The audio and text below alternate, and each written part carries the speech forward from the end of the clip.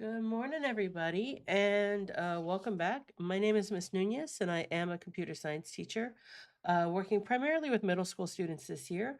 We're going through the interactive animations and games unit on CS Discoveries with code.org.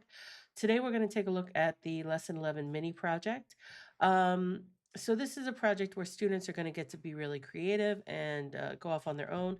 And so for at least for today, I'm going to go through the rubric. We're going to take a look at what you're supposed to do, and then I'm going to let you go.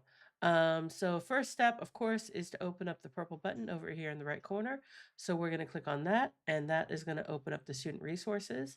So we have a rubric, very important. So let's open that up. We have the problem solving with programming, which you've seen over and over and over again. We'll take a little bit of a look at that. And then we have our activity guide. So we're going to open up those three documents and let's start with the rubric. So what are we trying to do? We are trying to create a scene in code.org. So actually, you know what? I'm going to hold off on the rubric. Let's go look at the activity guide first. And then, of course, real quick, you've seen this before, so I'm not going to go over this too much. But here's the activity guide, and it says Sprite Scene Overview. Using shapes, sprites, and text, you're going to create a simple scene. You can think of this like a page in a story, a panel in a comic, or just a standalone scene. Before you jump into programming your scene, you need to plan. Let's use our handy problem-solving process to help us. You can refer back to the problem-solving process and programming handout to help you with the steps. So first step, define. Write out a short description of your scene, which should include at least two shapes, two sprites, and two lines of text. So two, two, and two. You need to have all of that in this scene. All right? Prepare. The first thing to consider when designing your scene is what your background will look like. You can use the drawing commands that you've used in the past to lay out a simple background over which you will place your sprites. The space below is 50 by 50. That means each square in the paper will map up to 50 pixels on the computer. Sketch out your background using only the drawing commands. Use at least two shapes. List the sprites you'll use on the next page. So for this right here, so 50, 50, 50, 50, each of these boxes is 50 pixels. You need to pick at least two shapes from here. All right? So you could do rectangles, ellipse, line, text. Well, actually, so we got line, we got ellipse, we got rectangle. And then, of course, if you wanted to get fancy, you could use arcs, you could use points. So there's a lot of other things, but you have to use at least two. All right. Next stage. So it says list at least two sprites you'll use below. So sprite number one, sprite number two, description of what they're going to look like.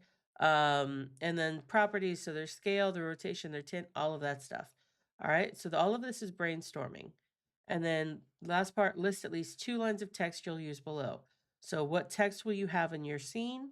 And then where are you going to put it? What's the size of the text going to be? Where's the color of the text going to be? All of that. All right. After that, you're going to come up to your teacher. You're going to say, what do you think? And your teacher's going to say yes, or they're going to say no. All right. And then reflect. Answer the following questions from the problem solving process and programming handout. Compare your program to the defined problem. Were you successful in solving all aspects of the problem? How do you know? So you're going to do this part after you have already created your scene. All right. Um, all right. So, what part of your animation are you most proud of? What was the most challenging? And are there any changes or improvements you can make to this program or another like it? All right. So, I'm going to show you an example that was already done to kind of show you what it is that you should be looking for. All right. So they this is based off of one that you've already seen from the very first lesson in the unit. But what they did is they said they wanted a scene set in space with one alien asking, "What kind of music do planets sing?" And the second alien answering, "Neptune's." I plan on having a black background and using ellipse blocks to make a few planets. All right. And so you can see that they actually used color. They put their text in. Like this is what you should be going for. All right. Because we can see the sun. We can see the blue sky. We can see the planet here, the planet there. And then we can see one of the sprites and two of the sprites. We can see the first text, we can see the second text. Everything that you are going to put in your scene should be in this picture before you ask if you can start coding. All right. So alien 1 is going to be a blue alien, and we're going to deal with rotation and scale. Alien 2 is going to be a green alien, and they're going to deal with rotation and scale. And then what kind of music do planets sing is the first set of text. It's going to be white. It's going to be 20 pixels by 20 pixels, so X and Y. And then the color. Oh, yeah, we got the color over there. Okay, so X, Y, and then size, right? Oh, no, right here. Sorry, this is size. So it's going to be 20 pixels font size. X is right here, so it's going to be at 20X and then 120Y. I knew it was all there. I just had to put it in the right order. So then your second set of text is here. And so again, it's going to be white. It's going to be 20 pixel text size. And then it's going to be 200X by 200Y. All right. So this is what your activity guide should look like before you start on the process of coding. Okay, so we have that. This is the one that you're going to be filling out. And then once you filled that out and you've gotten approval, then you're going to come in here and you're going to start working on your background, adding your sprites, adding your text, and then reviewing it to make sure it looks good. And then let's just click on level 1 to see what this says.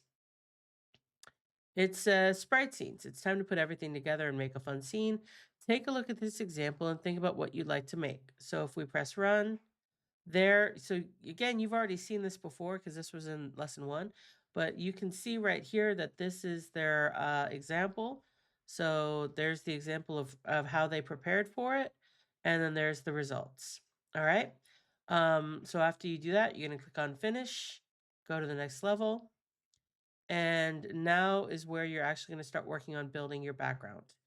All right. So with that, I'm going to hush and let you guys work. Good luck. I cannot wait to see what you come up with.